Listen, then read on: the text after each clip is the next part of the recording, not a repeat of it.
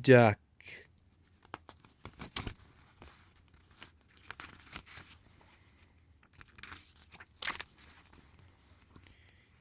This is a story about Duck the Great Western Engine.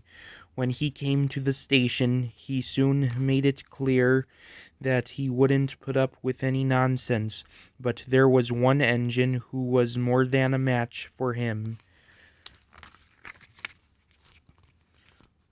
One morning, Percy was talking to Gordon and James in the engine shed. "The Fat Controller is getting a bigger engine to help me," said Percy proudly. "Nonsense," said Gordon.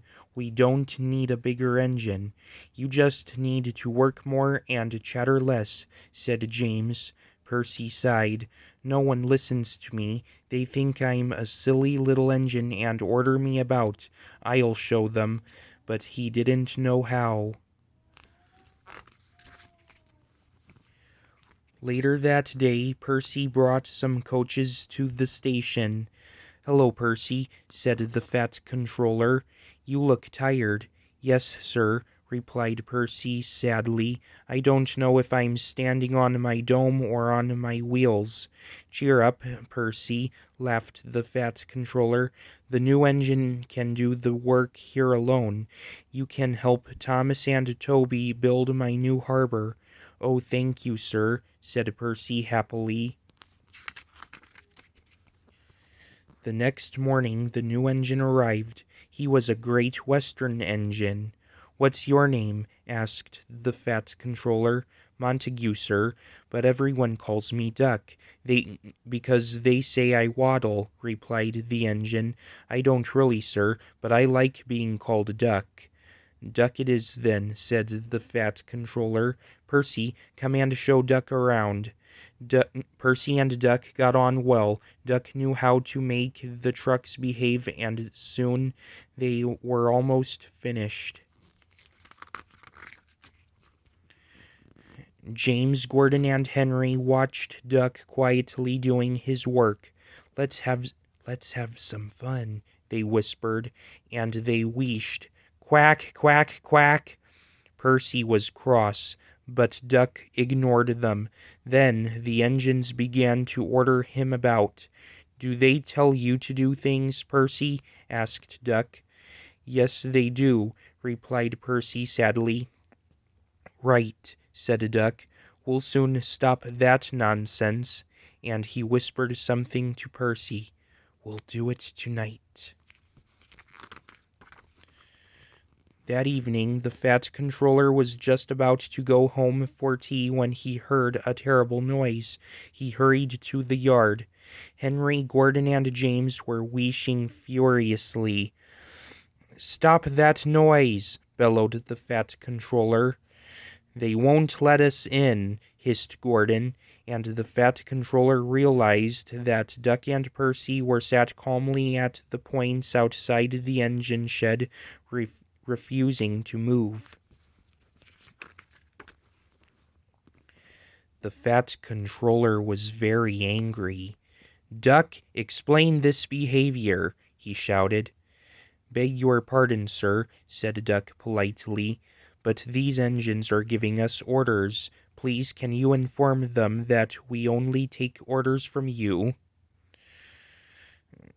"Duck and Percy, you are causing a disturbance," thundered the Fat Controller. "And as for you," he said, turning to the big engines, "you made the disturbance. Duck is quite right. This is my railway, and I give the orders." Henry, Gordon, and James were very embarrassed. From then on, Duck worked well at the yard, and the Fat Controller was very pleased with him. One day, Duck was resting in the engine shed when the Fat Controller arrived. "Would you like to have a branch line of your own?" he asked.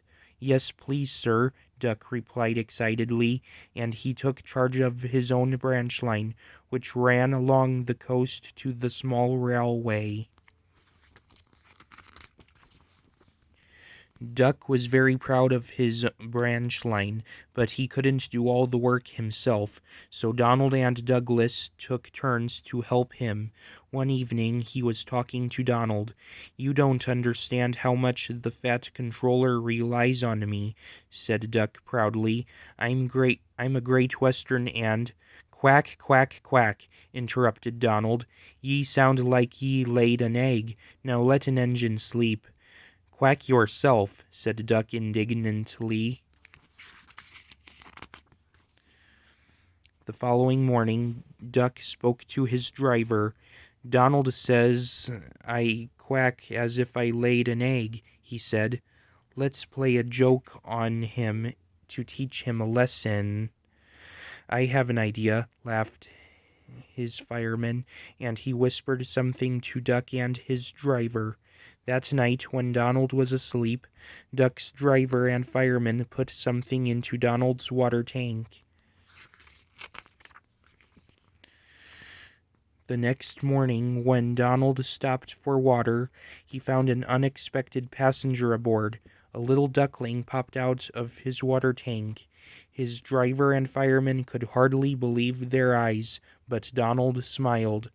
"I know who's behind this," he laughed, and Donald told them what had happened in the shed. The duckling was tame. She shared the driver and fireman's sandwiches and rode in the tender, but as the day went on she grew tired of traveling and hopped off at a station where she stayed. Before they reached home, Donald and his driver and fireman made a plan. That night they were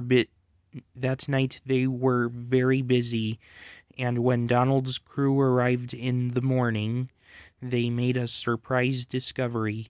"Look, Duck," they laughed. "There's a nest with an egg in it under your bunker." Donald opened a sleepy eye. "Well, well," he exclaimed. "You must have laid it in the night." Duck laughed. "You win, Donald. It would take a clever engine to get the better of you."